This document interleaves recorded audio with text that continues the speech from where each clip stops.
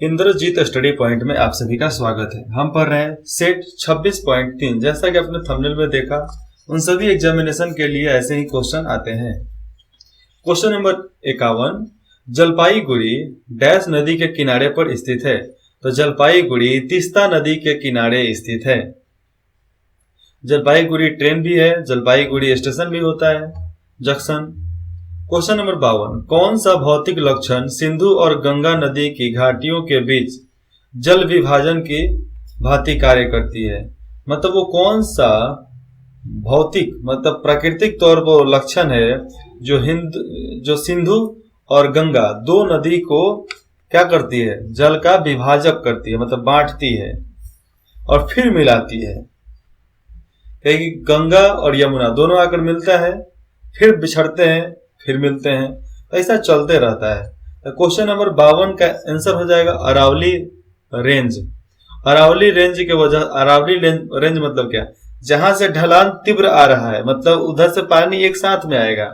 जहां से उसका रफ्तार कम हुआ तो दो हिस्सों में बट जाएगा। तो बस वही चलता है हर जगह पे। तो अरावली रेंज ही उसके वजह से सिंधु और गंगा दोनों का पानी का विभाजक होता है। क्वेश्चन नंबर 53, भारत एकमात्र सक्रिय ज्वालामुखी बैरन आइसलैंड कहाँ स्थित है। मतलब भारत का एकमात्र सक्रिय ज्वालामुखी बैरन आइलैंड कहाँ पर है। तो अंडमान निकोबार में ही वो है। तो अंडमान द्वीप होगा कि निकोबार द्वीप होगा। तो अंडमान द्वीप में ही वह स्थित है, जहां पर यह सक्रिय ज्वालामुखी है, हमेशा एकदम भटकते रहता है। क्वेश्चन नंबर 54, वर्तमान में विश्व के कपास निर्यातक देश में भारत का कौन सा स्थान है। अभी के समय में कपास का निर्यात करने में भारत का कौन सा स्थान है। प्रथम, द्वितीय, तृतीय, चौथा। तो द्वितीय स्थान है अभी भारत का। क्वेश्चन नंबर 55, भारत का कौन सा क्षेत्र अपनी वर्ग का अधिकांश भाग उत्तर पूर्व मानसून से प्राप्त करता है। फिर से सुनो, भारत का कौन सा क्षेत्र अपनी वर्षा का अधिकांश भाग उत्तर पूर्वी मानसून से प्राप्त करता है। उत्तर पूर्वी की बात कर रहा हूं यहाँ पे। कहाँ पे? उत्तर पूर्वी। तो पूरब और उत्तर की बात आ रही है। तो कौन सा क्षेत्र है? वो क्षेत्र है कोरोमंडल और रायलसीमा। आंसर डी, कोरोमंडल और रायलसीमा। सबसे ज्यादा मानसून कहाँ पे होता है? जहां पर ज्यादा पेड़ वगैरह हो। जहां पर पेड़ कम, वहां पर बारिश नहीं होता है ज्यादा। और खास करके जो समुद्र से सटा हुआ है वहां पर भी बारिश बहुत ज्यादा होती है। चाहे कोई झरना वगैरह हो, वहां पर कोई जो सिटी हो, वहां पर भी खूब बारिश होती है। क्वेश्चन नंबर 56, जब एक गतिशील पिंड की गति दोगुनी हो जाती है तो उसकी गति ऊर्जा में क्या परिवर्तन होता है। तो ऊर्जा में परिवर्तन होता है, चौगुनी हो जाती है उसकी ऊर्जा, गति उसकी चौगुनी हो जाती है। क्वेश्चन नंबर 57, निम्नलिखित में से किसका विशिष्ट उष्मा धारिता सबसे अधिक है। निम्नलिखित में से किसकी विशिष्ट उष्मा मतलब गर्मी धारिता सबसे अधिक है। इसमें से किसकी गर्मी सबसे ज्यादा होती है। तो है जल की गर्मी सबसे ज्यादा होती है। क्वेश्चन नंबर 58, तापमान को किस विशिष्ट डिग्री में व्यवस्थित करने के लिए उपयुक्त होने वाला उपकरण डैश कहलाता है। फिर से सुनो आप इसको।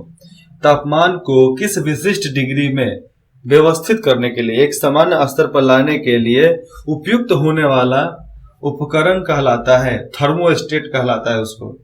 अब देखो एक बोतल, जो थर्मोस्टेट का बोतल होता है, जिसमें मतलब जिसको गर्म पानी डाल दो तो गर्म रह जाएगा, खाना गर्म डाल दो तो खाना गर्म रह जाता है टिफिन में। तो वो क्या करता है, उसमें फोम लगा रहता है, शीशा लगा रहता है, जिसके वजह से वो बाहर के गर्मी को रोक देता है, बाहर के ठंडी को रोक देता है, और अंदर जो गर्मी है उसको बरकरार उसी में रखता है, जो धीरे धीरे धीरे धीरे खत्म होता है 8 घंटा तक ले।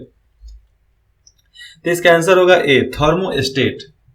क्वेश्चन नंबर 59, मनुष्य के नाखून डैश के बने होते हैं। तो मनुष्य के नाखून केरोटीन से बने होते हैं। केरोटीन हड्डी बनाने के लिए भी मदद करती है, उसी से बने होते हैं। क्वेश्चन नंबर 60, कौन सी धमनी, कौन सी धमनी मानव शरीर में ऑक्सीजन युक्त रक्त का परिवहन नहीं करती है? कौन सी धमनी मतलब कौन सा ग्रंथ मानव शरीर में ऑक्सीजन युक्ति का रक्त परिवहन मतलब रक्त को नहीं बहाती है? तो पल्मोनरी आर्टरी वही है जो ये रक्त नहीं बहाती है, जो ऑक्सीनेटेड ब्लड होता है मतलब ऑक्सीजन वाला। क्वेश्चन नंबर 61, हरा पालक सब कोई खाया है। हरे पालक में प्रचुर मात्रा में डैश होता है, तो हरे पालक में कौन सा पाया जाता है? उसमें vitamin A, vitamin B, vitamin C मतलब सभी पाए जाते हैं, सभी विकल्प सही है। पालक में भरपूर मात्रा में हर चीज होता है, vitamin A, vitamin C, vitamin D, इसलिए हम पालक खूब खाते हैं। पालक को दाल में खाएंगे, पालक का सब्जी बनाए खाएंगे, पालक को आलू के साथ खाएंगे, पालक को भिंडी के साथ खाएंगे, नहीं भिंडी के साथ नहीं, मूली के साथ खाएंगे, पालक को बैगन के साथ, गोभी के साथ, बंदा गोभी के साथ, बहुत सारे सब्जी में पालक बनाया जा सकता है। पालक का पानी पिया जा सकता है, पालक का रोटी बनता है, पालक पराठा बनता है। खाओ, खूब खाओ, हम खूब खाते हैं, आप भी खाओ और स्वस्थ रहो। क्वेश्चन नंबर 62, कौन से हाइड्रोकार्बन एलपीजी के मुख्य हैं? मतलब समझो, कौन से हाइड्रोकार्बन एलपीजी के मुख्य हैं? प्रोपेन और ब्यूटेन यही मुख्य हैं एलपीजी के, क्योंकि एलपीजी में प्रोपेन और ब्यूटेन होता ही है। क्वेश्चन नंबर 63, निम्नलिखित में से कौन गैलेना के नाम से भी जाना जाता है? इसमें से कौन है जो गैलेना के नाम से जाना जाता है? देखिए एग्जाम में यही क्वेश्चन आता है, घुमा घुमा कर क्वेश्चन आता है, इसलिए मैं घुमा घुमा कर बता रहा हूं। तो इसका आंसर हो जाएगा लेड सल्फाइड। क्या होगा? Lead sulphide. इसको रेड सल्फाइड तो बोला नहीं जा सकता है, इसलिए लेड सल्फाइड, LED और सल्फाइड का स्पेलिंग इसमें लगा दिया जाए। क्वेश्चन नंबर 64, निम्नलिखित में से कौन सी एक मैंग्रोवा वनस्पति है? मैंग्रोवा वनस्पति इसमें से कौन सा है? तो इसमें से देखो ABCD, एक ही है, राइजोफोरा ही मैंग्रोवा वनस्पति है। क्वेश्चन नंबर 65, वायु गुणवत्ता सूचकांक डैश है? वायु गुणवत्ता सूचकांक डैश है? वायु की गुणवत्ता दर्शाने वाला एक पैमाना है। Answer B. क्वेश्चन नंबर 66, निम्नलिखित में से किस पारिस्थितिक तंत्र क्षेत्र पाया जाता है? निम्नलिखित में से किस पारिस्थितिक तंत्र क्षेत्र पाया जाता है? इसमें से कहां से तंत्र क्षेत्र, परिस्थिति तंत्र क्षेत्र का हमको सोचना है कहां पाया जाएगा, तो जल पारिस्थितिक तंत्र क्षेत्र पाया जाता है। क्वेश्चन नंबर 67, बाल दिवस 2017 के मौके पर किस राज्य सरकार ने बच्चों के लिए मुख्यमंत्री शाला सुरक्षा योजना शुरू की है? फिर से ध्यान से सुनिए, बाल दिवस 2017 के मौके पर किस राज्य सरकार ने बच्चों के लिए मुख्यमंत्री शाला सुरक्षा मतलब मुख्यमंत्री के तरफ से बच्चों के लिए सुरक्षा का शुरुआत, उस योजना का शुरुआत किया गया था, नाम था मुख्यमंत्री शाला सुरक्षा योजना।